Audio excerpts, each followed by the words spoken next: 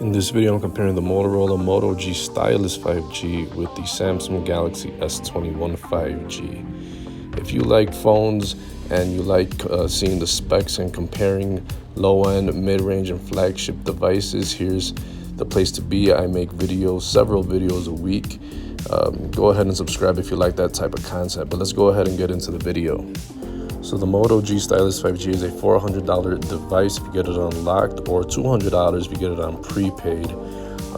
It's the cheapest 5G device with a stylus. It's the only alternative to the Samsung Galaxy Note. And I'm comparing it against the flagship Samsung Galaxy S21 5G, which cost around $800, so double the price. The Stylus 5G is 6.67 inches tall, 3 inches wide, 0.37 inches thick, versus the S21, which is a smaller device, 6 inches tall, 2.8 inches wide, 0.31 inches thick. The Stylus 5G is also a heavier device at 7.7 ounces versus the 6 ounces on the S21.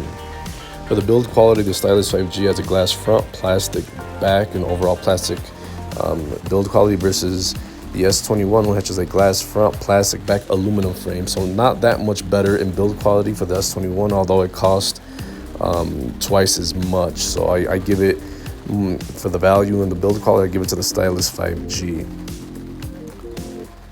The bonus of having the Stylus 5G is obviously it's having a stylus, and that's helping you mostly for notes and drawing and stuff like that. That's the only real thing that differentiates this device.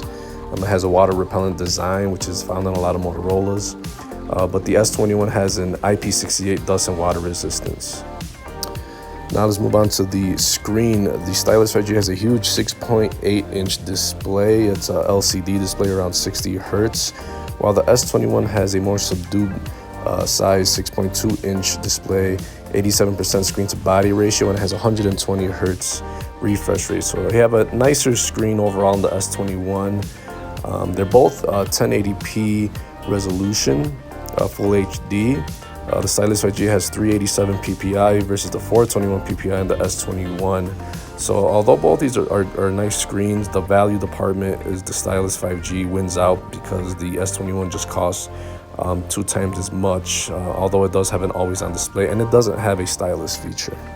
For software, the Stylus 5G has Android 11 with a stock version of Android for the most part with Motorola gestures, while the S21 has Android 11 with Samsung One UI 3.1 on top, which is a very unique version of Android skin, very popular, has a lot of features, and you can customize a lot of things on it. But both of these versions of Android will be able to run all your popular apps in the App Store. And for the chipset, the Stylus 5G has a Snapdragon 480 5G processor, while the S21 has a best-in-class Snapdragon 888 5G processor. For most people, 99% of the time, you could run both. You could run the same apps on both of these devices, but the more powerful one is obviously the Snapdragon 888 on the S21, and that you could use that for pretty much every single app. But the Stylus 5G can't run really heavy intensive gaming or heavy and intensive video editing. But for the most part, most people won't notice the difference. Moving on to the storage department, the Stylus 5G is very impressive and it wins straight up. It has 256 gigs of internal storage, while the S21 starts off at 128 gigs. And also the Stylus 5G has a micro SD card slot, so the Stylus 5G wins by a long shot. Even in the RAM department, you got 6 gigs of RAM on the Stylus 5G versus the 8 gigs of RAM on the S21. Not much difference in RAM. Both of these are more than enough to run several apps in the background with no problem. So the Stylus 5G definitely wins in the storage department and in the value of RAM. For the cameras, the Stylus 5G has 4 cameras on the back: 48 megapixel main, 8 megapixel ultra wide, 5 megapixel macro, 2 megapixel depth. The camera setup is pretty good, and it'll take decent shots if you're outside and have plenty of light. And it's nice that it has that ultra wide camera on there as well. The S21 5G is definitely going to have a better camera though setup.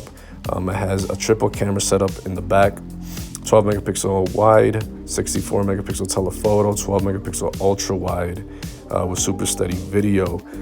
Definitely, you got a better camera setup on the S21. It's flagship quality, but the Stylus 5G is pretty decent in its own right. You can shoot 1080p on the Stylus 5G versus 8K on the S21, which is a little bit of overkill. But if you're really into photography and video, the S21 is definitely one of its standout features. Selfie camera. Stylus 5G has a 16 megapixel shooter, S21 10 megapixel shooter. 1080p video on the Stylus 5G, 4K on the S21. Again, decent quality on the selfie on the Stylus 5G, but flagship quality on the S21. The Stylus 5G also has a headphone jack, which the S21 does not, so the Stylus 5G wins out by having that extra feature of a headphone jack for half the price of the S21, so you can connect your mic, your headphones, or connect it to your car via aux cord to listen to music. Both of these will connect pretty decently to your wireless devices with Bluetooth. Your wireless headphones, your smart bands, your smartwatches, and your smart speakers, for example. There's no NFC on the Stylus 5G, but there is on the S21, and that's mostly used for payment services. Both of these are rocking USB Type-C port for charging. Now for the fingerprint unlocking, the Stylus 5G has a side-mounted one, while the S21 has a under-the-display fingerprint reader. Both of these are reliable ways to unlock your device, but the S21 definitely has a more contemporary feeling fingerprint unlock. But me personally, I like the physical side-mounted or the rear-mounted fingerprint reader to unlock your device. Usually when it has an under-the-display fingerprint reader, that signifies that it's going to have a more expensive price, and in this case definitely is a lot for the S21. And that's part of the reason it's double the price of the Stylus 5G. Now for the battery department, the Stylus 5G wins this one with a 5,000 milliamp battery, which will give you 1 or 2 or even 3 days of charge.